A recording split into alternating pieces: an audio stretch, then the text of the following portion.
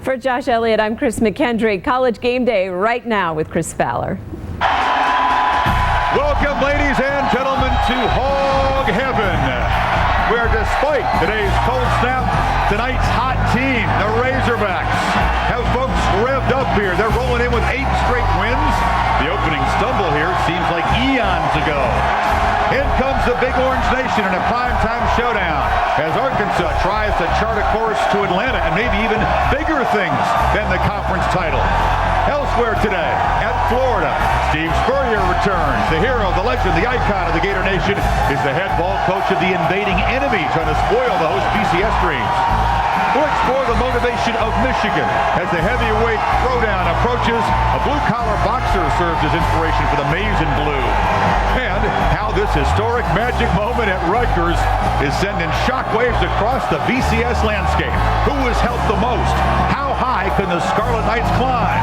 College Game Day right now from the home of the Hog.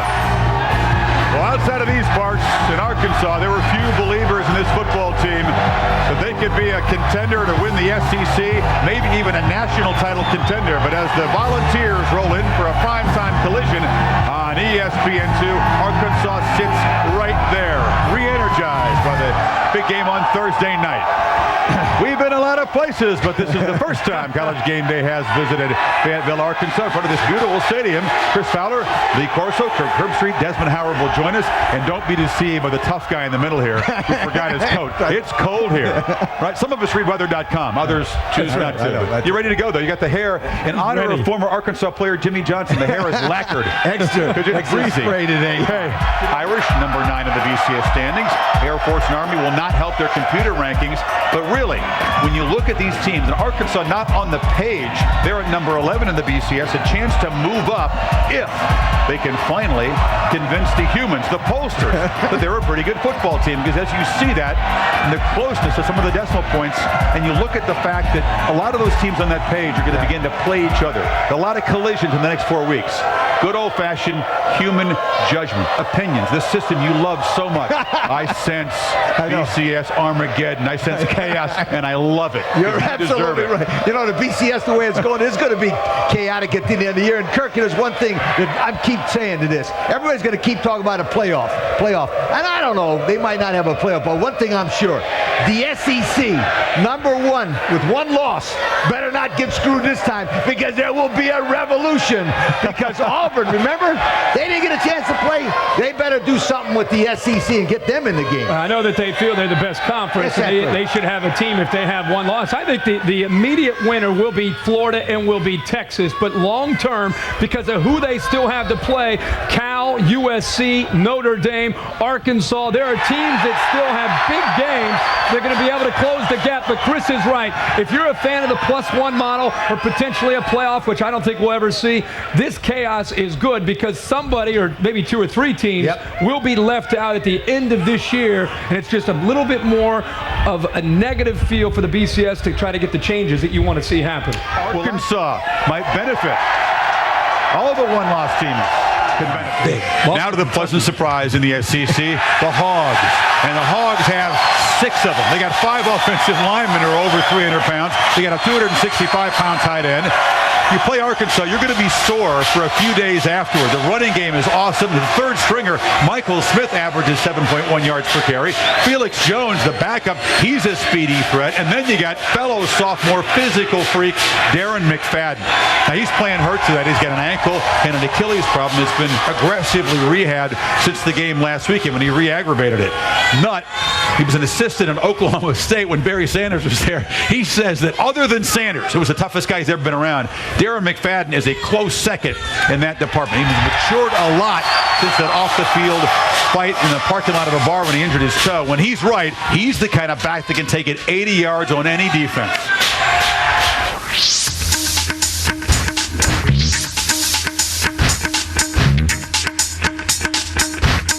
I feel like I'm a physical guy. He's hard-nosed runner, you know, always looking for some contact instead of shaking a person or making a move. He'll run over a corner. He'll run over a linebacker. He doesn't make a whole lot of people miss. He just runs them over. So it's a lot of fun. He just hits them and keeps them going. McFadden breaks a tackle. Touchdown, Arkansas! I got breakaway speed too. People make fun of him for his small legs, but I mean they've got a lot of power in them. He can turn 10 yards into 80. Like another gear switch in or something like that, and once they're in an open field, ain't nobody gonna catch him. The time it takes for him to get from that first level to the secondary to the end zone, never seen anybody that fast. Darren McFadden will go all the way. Touchdown, Arkansas! Man, he's worn a big target all season long after his success as a freshman a year ago. For president, I don't know about that, but for Heisman maybe, for next year as a front runner. Here's the deal, though, on Tennessee. The last 33 games, they've only allowed a 100-yard rusher 3 times in 33 games. So they still got some athletes on defense over there at Tennessee. Yeah, what about the game? I think that's the big thing is their defense will have to keep them in the game. They are not able to run the football. In conference play, they're only averaging 59 yards a game running the football. You're talking about Tennessee. They're playing a backup quarterback in Jonathan Crompton. Now you look at this, Tennessee's only chance is their ability to stop the run. But the team they're playing in Arkansas, they're one of the best teams in the country at running the football. Even when you know it's coming, it's because of the offensive line and what they're able to do. These linemen are athletic. They're experienced, 3 seniors.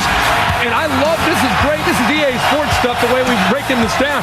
The offensive line is able to create holes because they have great blocking angles, but the acceleration by Darren McFadden for his size is what makes him very, very unique. And Tennessee in their last couple games, 396 yards in their last 2 games in conference play on the ground. So I expect Darren McFadden to have a very good game, take some of the pressure off of the quarterback, Casey Dick. I look for McFadden to go wild tonight. This is an interesting note. Arkansas has won 8 straight games. Only 4 teams in the nation can say that. And the reason why they do it, they win it up front the old-fashioned way.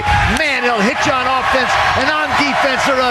They love it on offense and defensive lines. The offensive line is ranked number 2 in the nation and allowing the fewest sacks. Only 6. Watch the time the quarterback has the ball. Beautiful play. The defensive line has great unity. All 4 of these guys are from Little Rock, Arkansas. And that's why they play so hard together. Now, this is an opportunity for Arkansas to say, okay, it's in our hands. We want to win this game up front, both ways. Tonight is the night to start it. Beating Tennessee here will take you a long way towards a national title right here.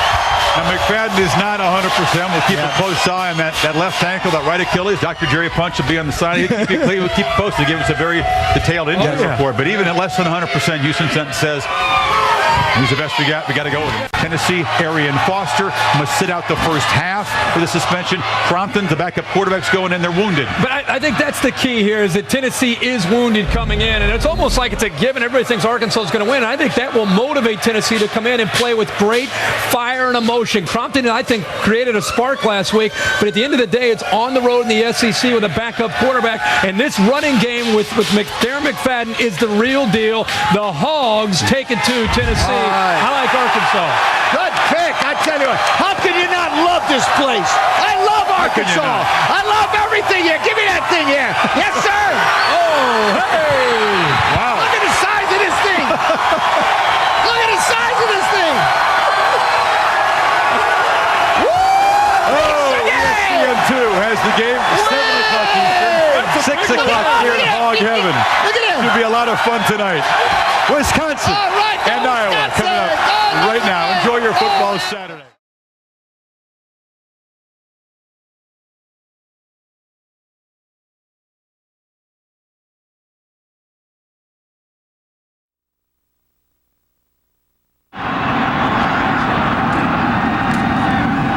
Play action.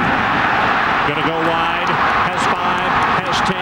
Counted off inside the 30. Well, Tennessee loses contained to the outside. It's a little misdirection to the right, coming back around.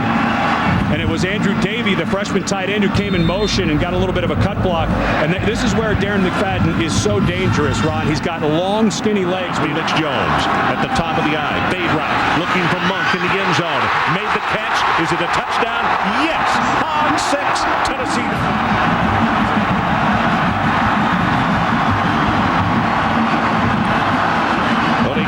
Monk catches catches the back end of the football, kind of slides through. The question is, does he have possession of the ball when that right foot is down? Because the left foot then goes out of bounds. I believe he did, but boy, that was awfully close, Ron. I would hate to have had to make that call. Oh, no, I don't know if they'd overturned it.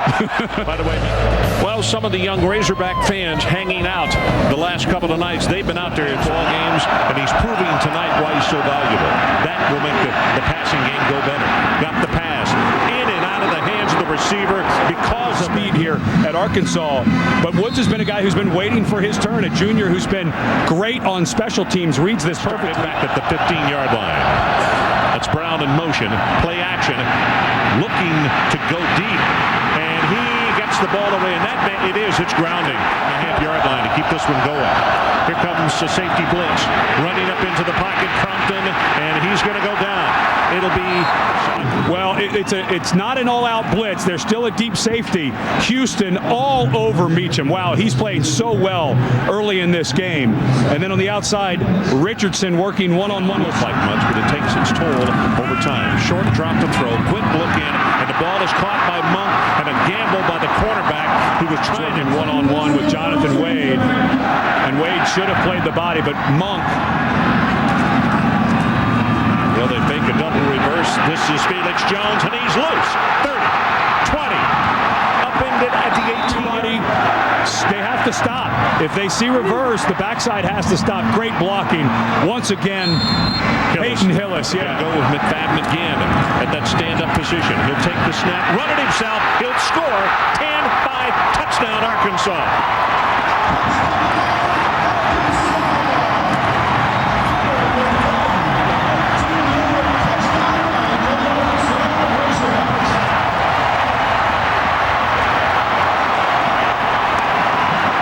Said earlier in the broadcast, McFadden played some quarterback in high school. They worked this package all spring. But as Dr. Punch reported in the game, McFadden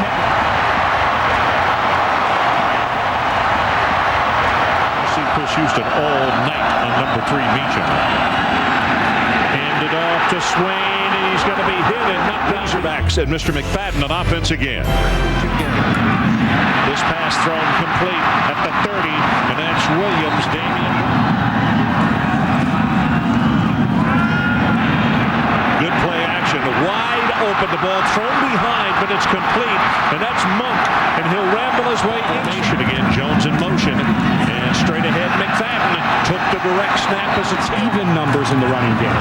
Well, same play, but he takes it to the right. Faked it to Jones inside the 20, inside the 15. Hill's so fast. Speaking with him yesterday, we asked him what he likes to do, and this is the type of play. Listen, they run that exact play with him at tailback, Ron. All it is a power down on the right side with the tackle and the guard, and big number 7. Michigan will be so amped up on the road. I think they're going to get after Troy Smith. Smith will play well, but I just think until halftime, and again that formation with McFadden lined up directly behind the center. Gets it. He's going to pass. Got a man wide open. Touchdown, Monk. His second of the night. Talk about play action pass, Ron. When number 5 is in there, everyone's going to come up to the line. 21-7, Arkansas.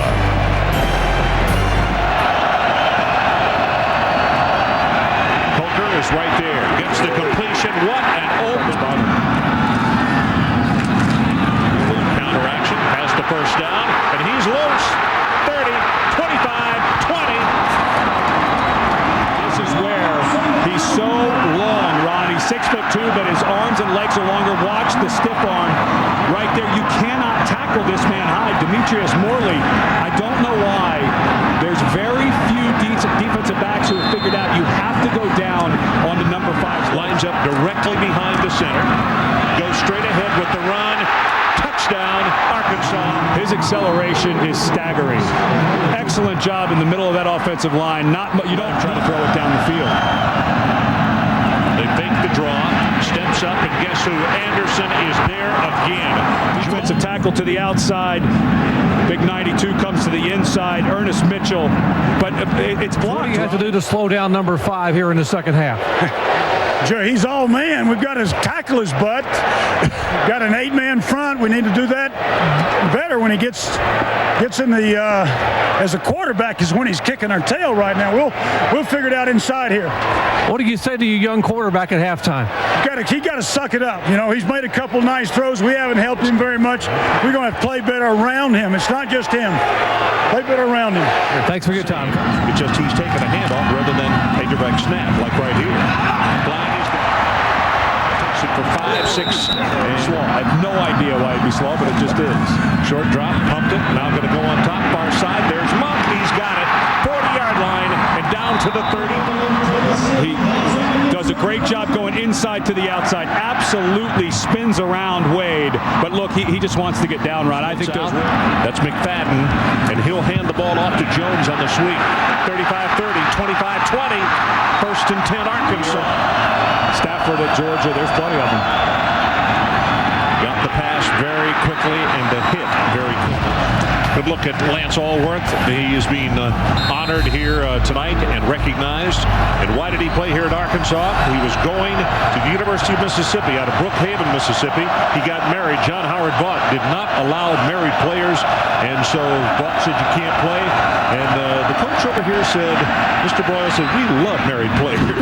Pass is thrown complete, and he picked up absolutely one of the greatest wide receivers in the history of college football. First and 10, Tennessee from the 33. They run a counter play, but hit behind the line of scrimmage. Coker, and he is going to be corralled. Look at the game tackling right here tonight. Third down. They need to take it to the 38. Pass thrown. It is complete. That's Monk. Thing that everybody talks about with Monk. As a matter of fact, Casey Dick told us he's never seen Monk catch the ball with his body. To the field, so we assume that they're preparing him to play again. Here's McFadden.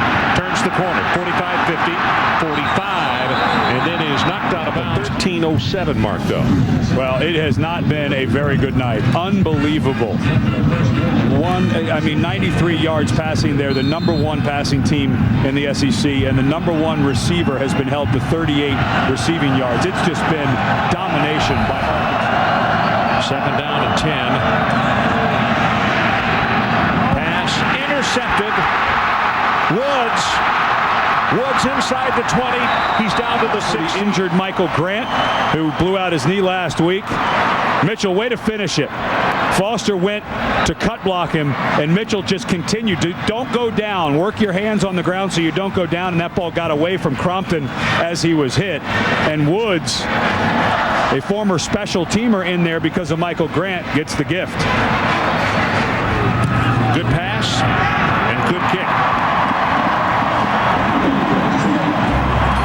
Arkansas 31, Tennessee 7. We'll be right back. His hair. That's what did it. Hit in the backfield. Wow. Great penetration. Coker had 33. Swings it out in the backfield. Complete to Hardesty. Hit and knocked down. The Michigan defense will be the difference in that ball game. Sings the pass. That's Monk. Has it complete at the 46-yard line. They have just won a decisive victory over the University of Tennessee, and I mean they did it in a commanding fashion, 31-14.